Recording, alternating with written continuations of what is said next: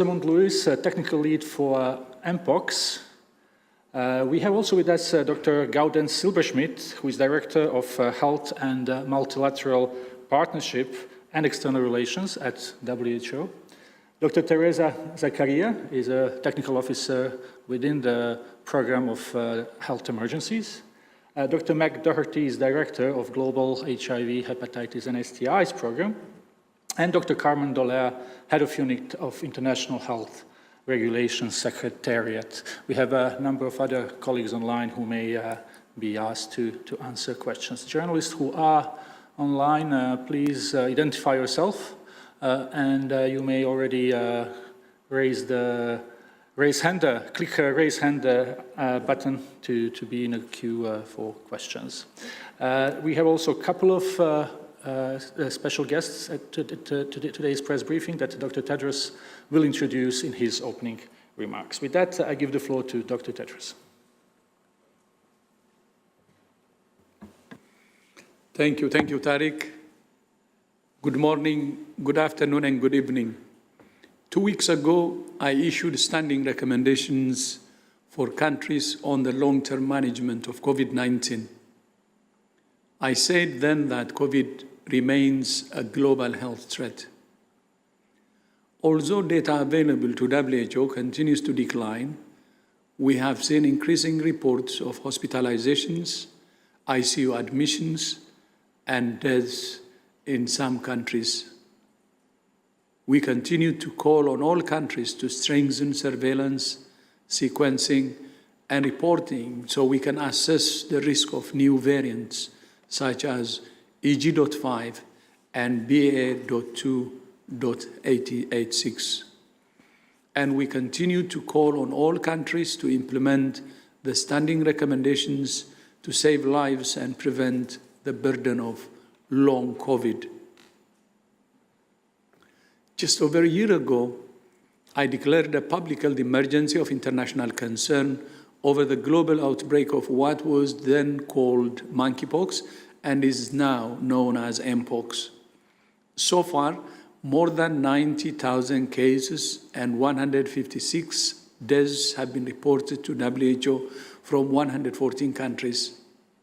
However, we know the true number of cases and deaths is higher due to underreporting in several countries.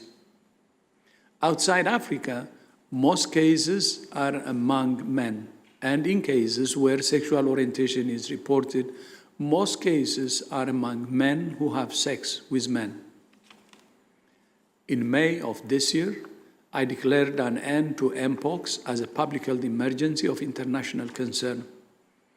The number of reported cases, hospitalizations, and deaths globally has declined steadily since August last year. However, we have seen a significant increase in cases in the last 2 months in Asia, and cases continue to be reported regularly in Africa. As I did with COVID, I established a review committee to advise me on standing recommendations to support countries to manage MPOX in the long term. On Tuesday this week, on the advice of the committee, I issued those recommendations in 7 major areas. First, all countries should develop and implement national MPOX plans with the aim of eliminating human-to-human transmission. Second, to maintain control and achieve elimination, countries should ensure MPOX is closely monitored and sustain outbreak surveillance.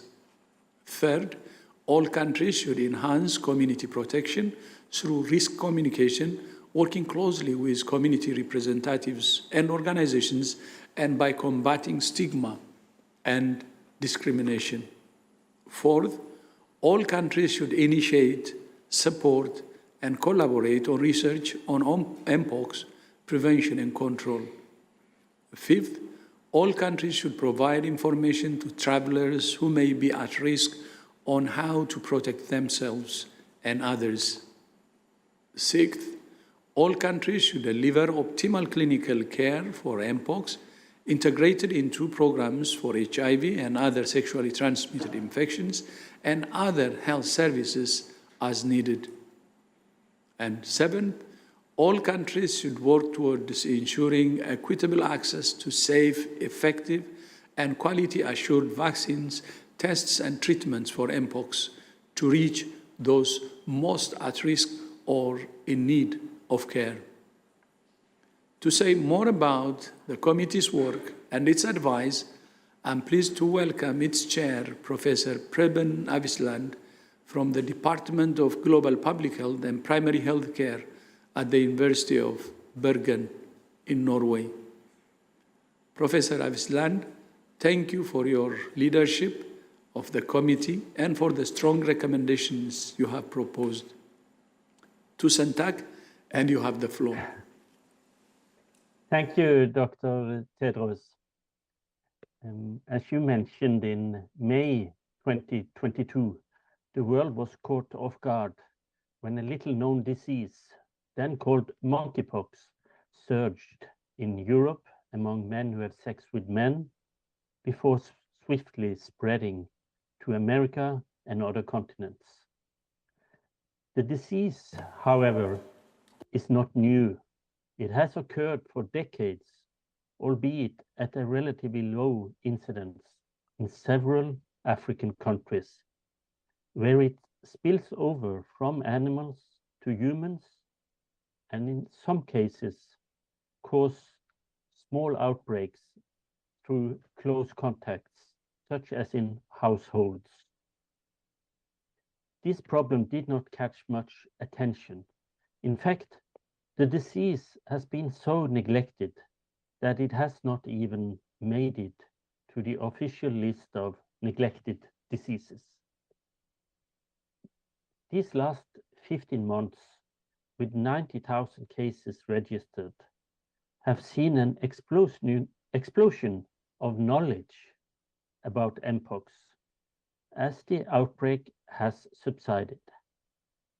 Firstly, we learned that mpox is also a sexually transmissible disease, which may spread widely among some groups of men who have sex with men and potentially other groups characterized by high rates of new sexual partners, while it seems to pose less risk outside these groups. Secondly, we learned that outbreaks of mpox transmitted between humans can be stopped effectively through swift case detection, contact tracing, targeted communication to heighten symptom recognition and mitigate risky behaviors, as well as strategic vaccination. This means that elimination of human-to-human transmission of mpox is within reach. If this fails, however, global circulation of the mpox virus persists. The potential for new outbreaks remains among people who have multiple sex partners. Furthermore, the specter of establishing new animal reservoirs and viral evolution towards heightened transmissibility looms ominously. It is against this backdrop that nations must unify to eliminate person-to-person transmission of mpox and prevent zoonotic spillover. During the public health emergency of international concern, spanning from July 2022 to May 2023, our response efforts against mpox were guided by temporary recommendations issued under the international health regulations. Now, as we create an enduring strategy towards elimination, countries' preparedness and response actions can be steered by the standing recommendations set forth under the IHR. The review committee was asked by the Director General to give him technical advice on the contents of standing recommendations to member states. Members of the review committee came from all regions of the world and were appointed to the committee for their expertise, their independence, and their commitment to global health. I thank them for their work on this report. I am pleased to see that the report was of use to the Director General. Thank you. Thank you, Professor Avisland, and thank you once again for your leadership of the review committee for both the MPOX and COVID-19 standing recommendations. As Professor Avisland said, engaging communities is key to the response to MPOX. In fact, it's key in every area of health. Listening to the voices of individuals and communities is essential to addressing the challenges they face. Strengthening WHO's work with civil society has been a key priority for WHO. As part of the transformation we have been making since I began as Director General in 2017, we have set up the WHO Civil Society Task Force for Tuberculosis, the WHO Advisory Group of Women Living with HIV, the WHO Civil Society Working Group on Non-Communicable Diseases, and other ways to engage with civil society on specific health issues. I have also held regular dialogue with civil society on topics including long COVID, healthy aging, sexual and reproductive health, traditional medicine, climate change, sustainable financing, and more, to hear directly from them on their challenges and proposed solutions. But we recognize that we must make engagement with civil society more systematic across the 3 levels of WHO and establish ways to listen to the voices of the people that WHO serves. Yesterday, we launched the WHO Civil Society Commission to advise us on how we can work better with the communities we serve. To say more about the work of the Civil Society Commission, I'm delighted to welcome the co-chair of its steering committee, Dr. Lisa Hilmi. Lisa is Executive Director of Core Group, bringing together health practitioners and public health professionals to improve community health practices for underserved populations. Lisa, thank you for joining us today, and thank you for your leadership of this important new initiative. Over to you. Thank you very much, Dr. Tedros. Good afternoon, colleagues of WHO and the press. Good afternoon. And thank you very much for your time today to hear about the newly appointed WHO Civil Society Commission and Steering Committee. My co-chair, Ravi Ram from Kenya, couldn't be here today, but he is here in spirit. And it is our honor to be the co-chairs for the Civil Society Commission's Steering Committee. Our WHO's Secretariat Chair of the CSO Commission, Dr. Gaudenz Silberschmidt, is with you today in Geneva. This is a historical decision by Dr. Tedros and WHO to formalize and legitimize how WHO works with civil society in an intentional manner. There is a lot of work to be done, as traditionally civil society has not always been engaged in a relevant manner in the past. It is a learning process, and we're excited to be on this journey with WHO. Civil society represents a wide array of non-governmental and non-for-profit organizations. They have an active presence in the community, national, regional, and global efforts to prevent, detect, and respond to health issues, from humanitarian to development contexts. They have a vital role in all global health issues. The Civil Society Commission was a concept that took several years of discussion between Dr. Tedros, WHO, and many civil society representatives. It's important to note that before Dr. Tedros was even elected in his current role as the Director General, he was actually consulting civil society. So it's promising that he has taken action on the vision and that the Civil Society Commission will be institutionalized in WHO. Dr. Tedros has already appointed these key focal points among WHO staff that are charged with working in a meaningful manner with civil society, such as in the immunization section, maternal child health, sexual reproductive health, and more. And they will also work very closely with the CSO Civil Society Commission. The commission is set up to provide information, guidance, and recommendations that may inform WHO's work on key issues related to the interactions between WHO and civil society, with the aim of strengthening these and global health governance processes where WHO is engaged. The WHO's Civil Society Commission, it's not a separate legal entity. It derives its legal status from WHO. There was an open call for applications, which is still ongoing. So far, over 350 applications have been received, and about 119 have been processed, and more are coming in. We welcome all civil society organizations committed to improve global health to join WHO's CSO Commission, and we look forward to their engagement and thought leadership for addressing the critical health issues. CSOs can apply to join the WHO CSO Commission on the webpage, which is part of the WHO website. The diversity of civil society is represented in the steering committee and the commission, a diversity of geography, as well as technical expertise. There are disability organizations, women's groups, HIV organization, faith-based, youth groups, and more. Through our initial meetings of the steering committee, we've outlined some preliminary priorities, and down the road a bit with the CSO members of the commission will further develop these.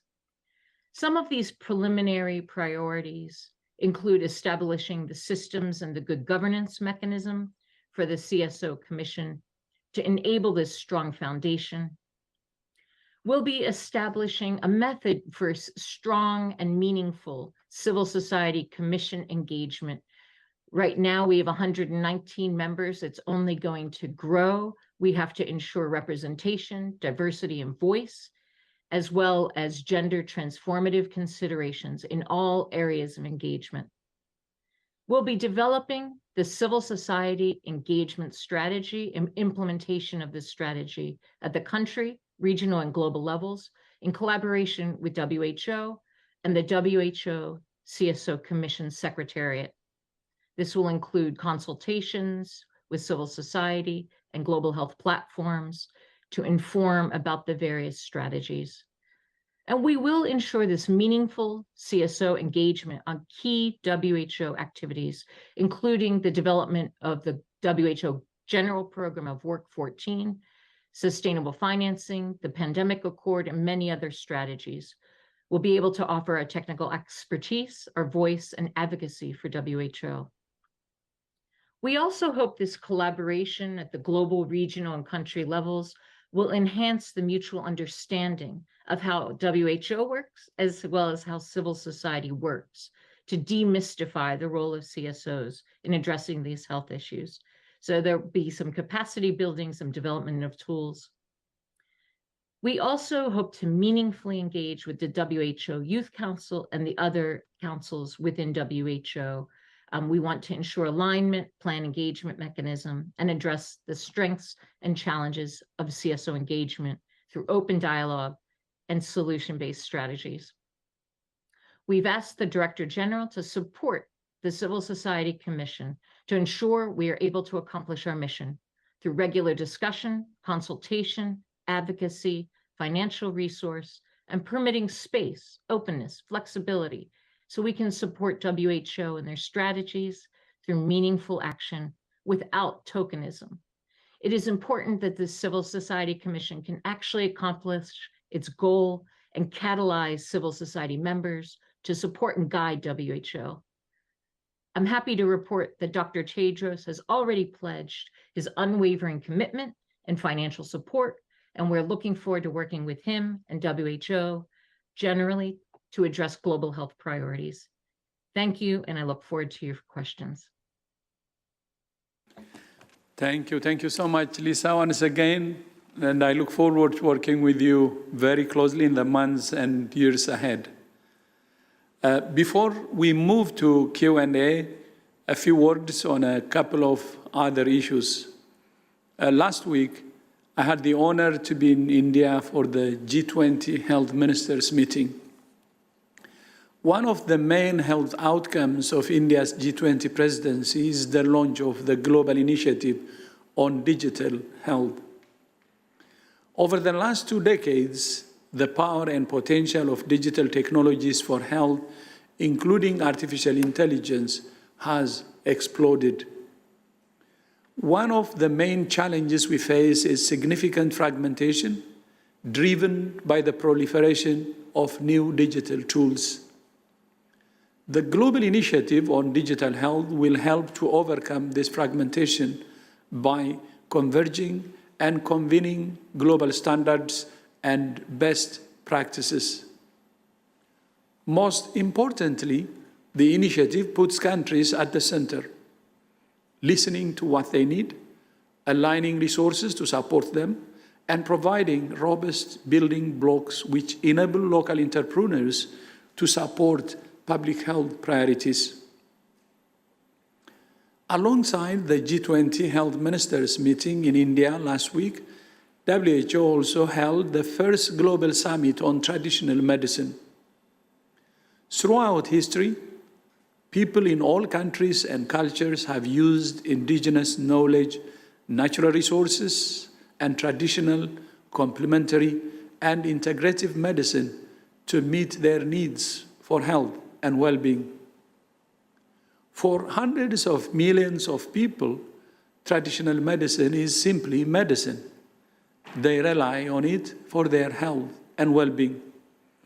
And many of the most important treatments in so-called conventional medicine have their origins in traditional medicine, including artemisinin, the backbone of malaria treatment, drugs for childhood cancers, aspirin, contraceptive pills, and the smallpox vaccine. Of course, traditional medicine has its own value, independent of what it contributes to conventional medicine. And yet, too often, traditional medicine is stigmatized or dismissed as unscientific. Let me be very clear.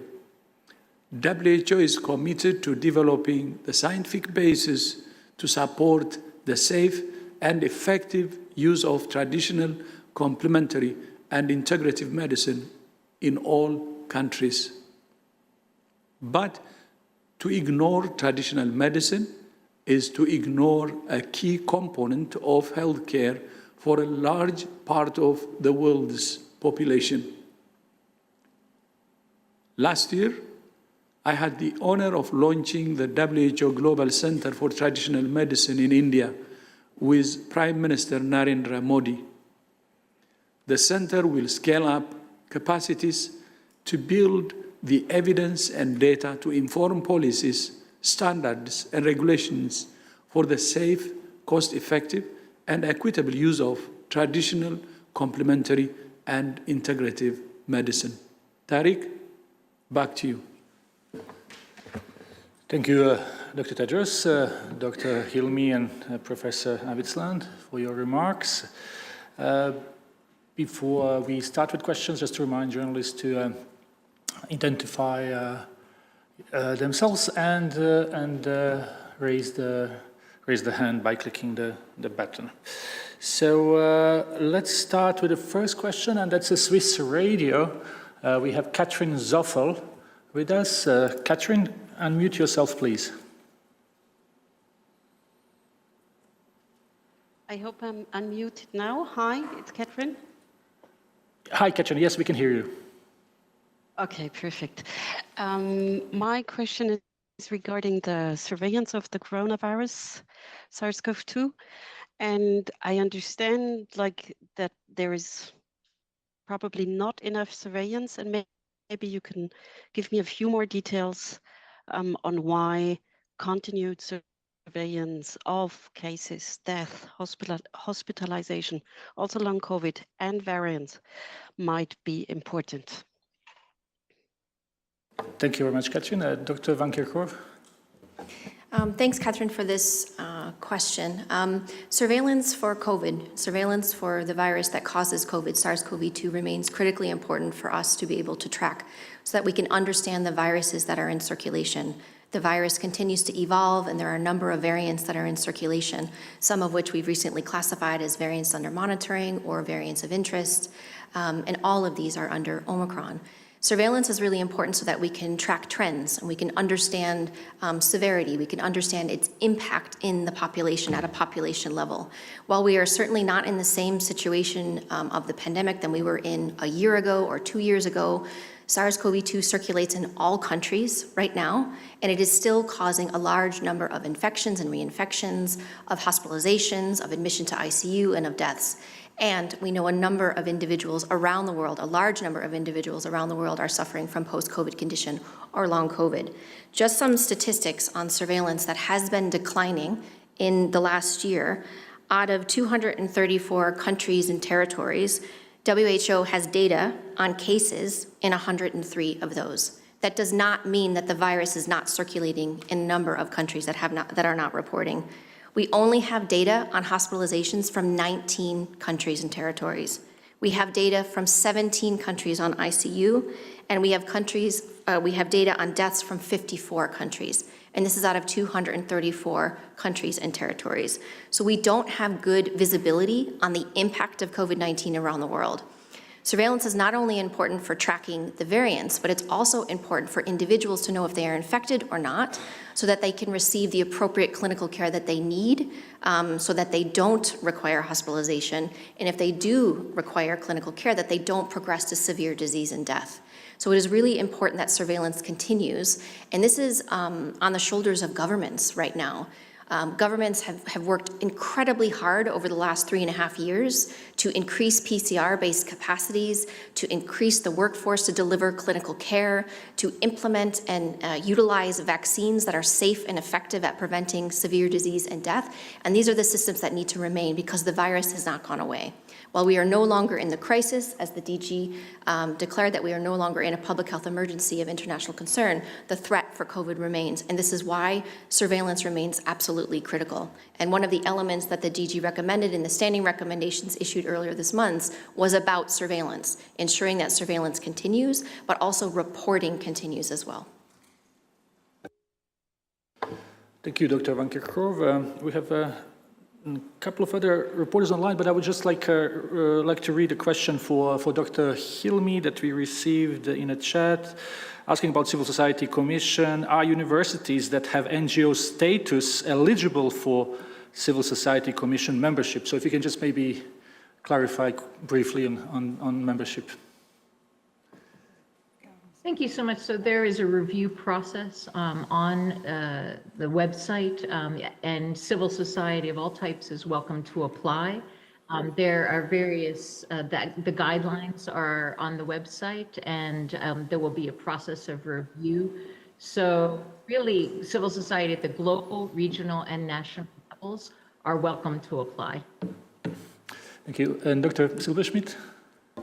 Thank you. And, building on what Lisa just explained, we try to take all those who are considered as NGOs as civil society and who act as. So it might be as part of a university, but if the entity acts as like an NGO civil society, we do look at, and our review process looks at: are there actually civil society, and do they fulfill other due diligence criteria of WHO, such as no tobacco or arms linked, that or not excessive private sector influence. And that's what we are currently going through with the due diligence process. Many thanks, Dr. Hilmi and Dr. Silberschmidt. Let's go to the next question. Erin Prater from Fortune. Erin?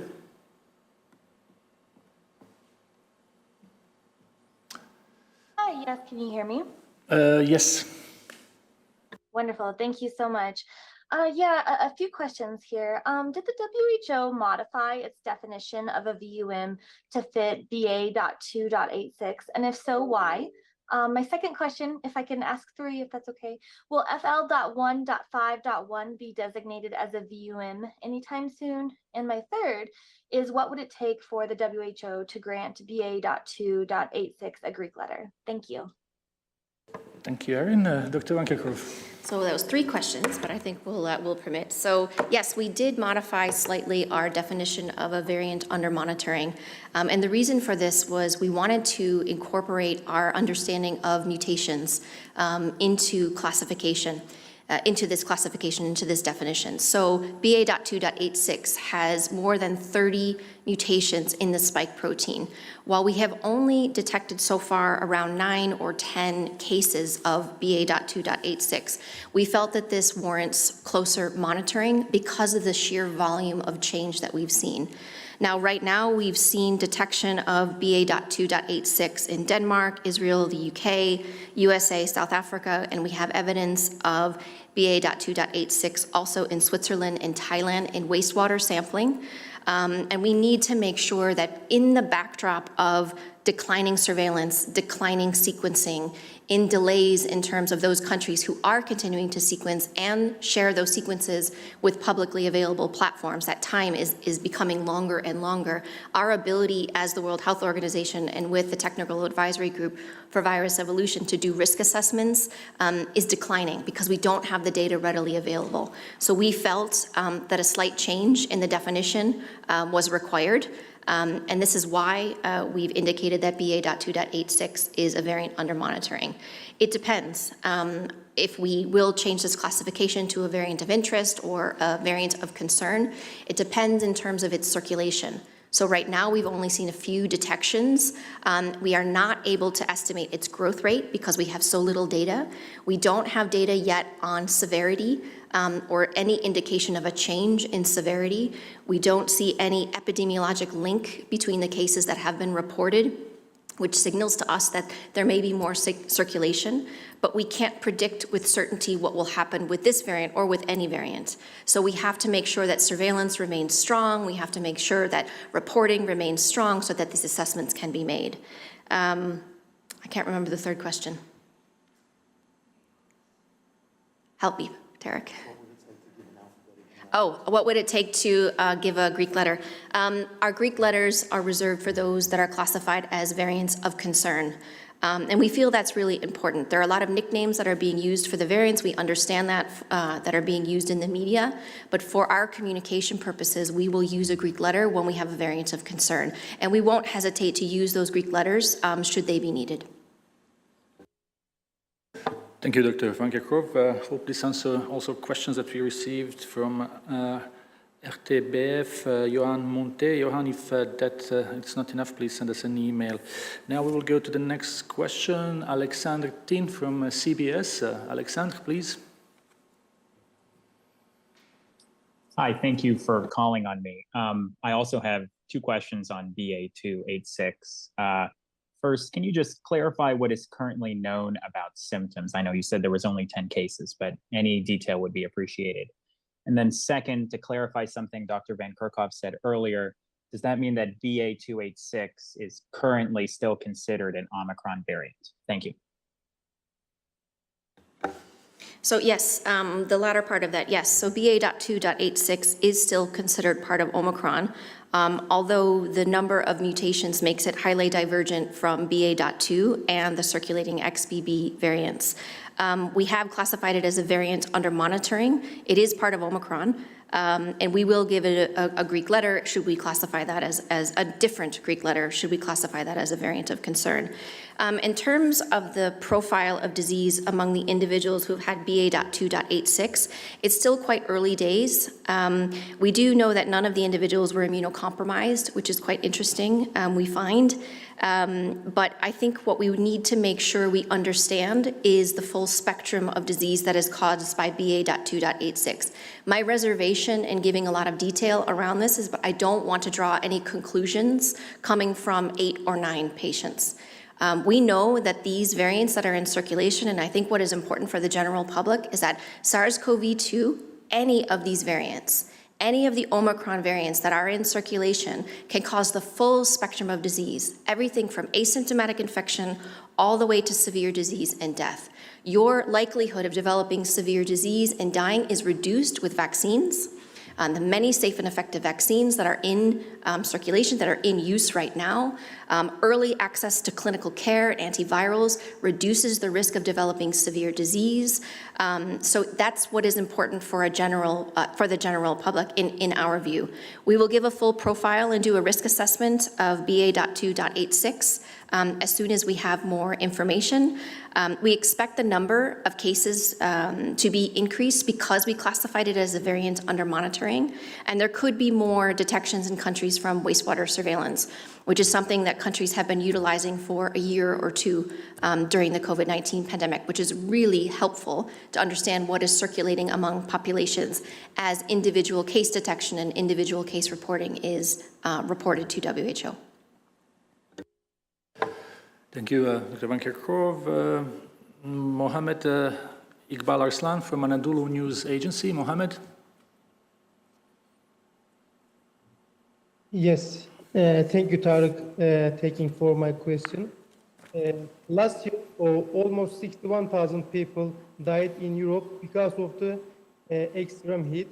We have also very hot summer this year. Do you have any numbers? Mohammed, can I just interrupt you for a second? We don't really hear very well. Is there any chance you speak a little bit louder and slower so we can understand the question? Yeah, can you hear me now? Please go ahead. Yeah. Last year, 61,000 people died in Europe because of the extreme heat. We have also a very hot summer this year. Do you have any numbers on heat-related death for this year in Europe or all?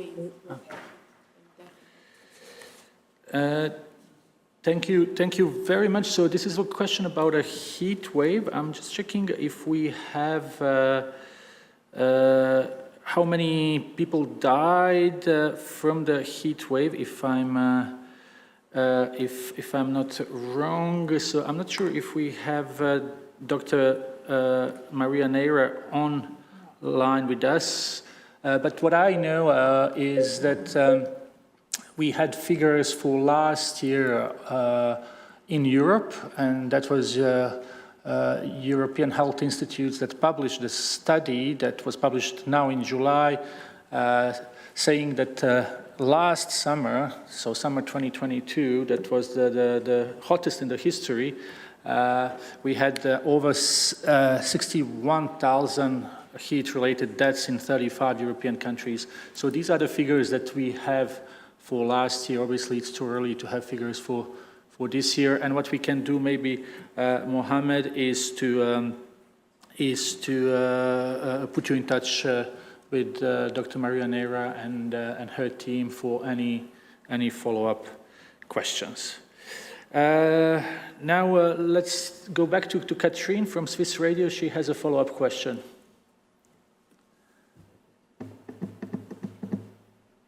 Hi there. Thank you so much for taking my second question. It's actually a follow-up on your first answer, Maria.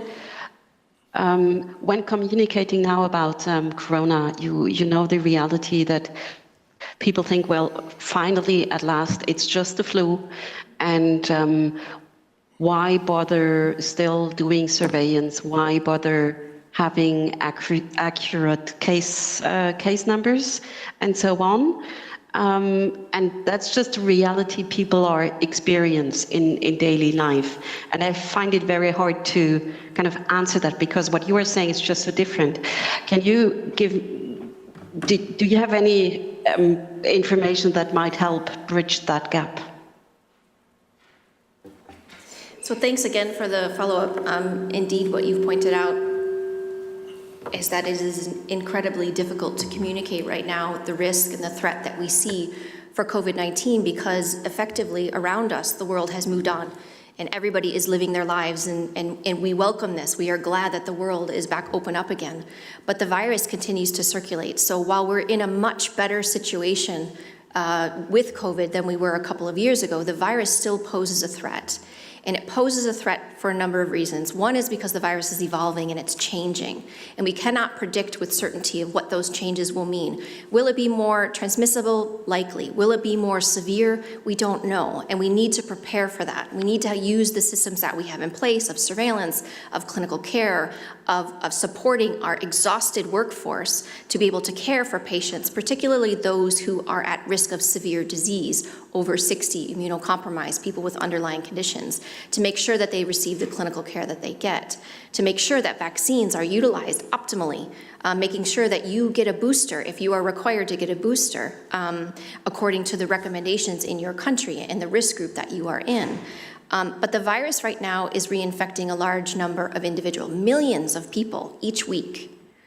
We don't have a good gauge on how many reinfections or infections there actually are because surveillance has declined, but we do have some indication on trends of impact. And what I mentioned on the hospitalizations, and we are seeing a number of countries, primarily in Europe, but this has to do with reporting, that are seeing increases in hospitalization in the last month.